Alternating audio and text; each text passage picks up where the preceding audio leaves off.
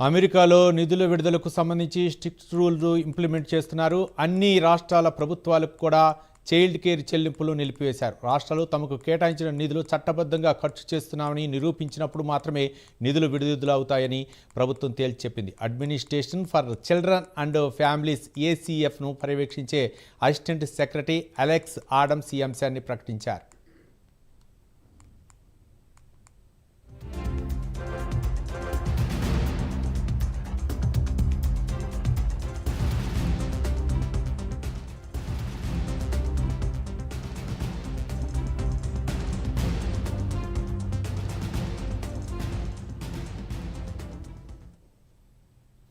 ప్రభుత్వం నుంచి చెల్లింపులు జరగాలంటే అంతకుముందు జస్టిఫికేషన్ జరగాలనే నిబంధన విధించారు.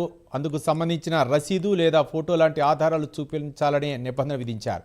తొలుత ఈ నిధుల ఫ్రీజ్ అనేది మున్నే చోట మాత్రమే ఉంటుందని అంతా భావించారు. కానీ ఆలస్యంగా అందిన ఆదేశాల ప్రకారం అమెరికాలోని అన్ని రాష్ట్రాలకు వర్తిస్తాయని తెలియడంతో ఆయా రాష్ట్రాల్లో ఆందోళన వెల్లువెత్తుతోంది.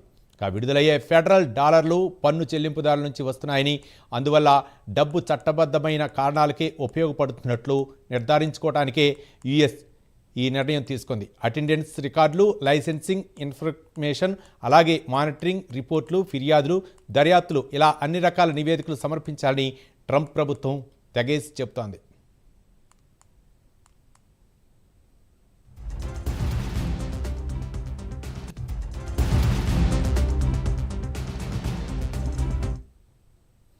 అమెరికాలోని చైల్డ్ కేర్ సేవలో ఈ మార్పులు రావడానికి కారణం భారీ స్కామ్ జరిగినట్లు ట్రంప్ సర్కార్ గుర్తించడమేనని చెబుతున్నారు. మిన్నియాపోలిస్లో సోమాలి అమెరికన్లు నిర్వహిస్తున్న డే కేర్ సెంటర్లో భారీ మోసం జరిగినట్లు ఆరోపణలు వినిపిస్తున్నాయి. బైడెన్ పరిపాలనలో ఓ భారీ మోసానికి సంబంధించిన పథకంపై ప్రాసిక్యూటర్లు ఛార్జీలు విధించారు. ఇటీవల కాలంలో ట్రంప్ సోమాలి అమెరికన్లపై నిఘా తీవ్రతరం చేశారు. సోమాలియా వంటి ఆఫ్రికా ఖండాల నుంచి వచ్చిన వారు అమెరికాలో అలజడులు సృష్టించేందుకు ప్రయత్నిస్తున్నారని, డెమోక్రాట్ల అండతో నిధులు కూడా గోల్మాల్ చేస్తున్నారని ట్రంప్ ఇప్పటికే తీవ్రమైన ఆరోపణలు చేశారు. అయితే అక్కడ ఈ సంవత్సరం స్టేట్ ఎలక్షన్స్ ఉన్న కారణంగానే ట్రంప్ ఇలాంటి అర్థం లేని నిర్ణయాలు తీసుకుంటున్నారని డెమోక్రటిక్ పార్టీకి చెందిన గవర్నర్లు ఖండిస్తున్నారు. మరి ఈ అంశం ఎన్నికలు జరిగేదాకా హాట్ టాపిక్గా ఉంటుందా, లేక నిజంగానే లోతైన విచారణ జరుపుతారా అనేది చూడాల్సి ఉంది.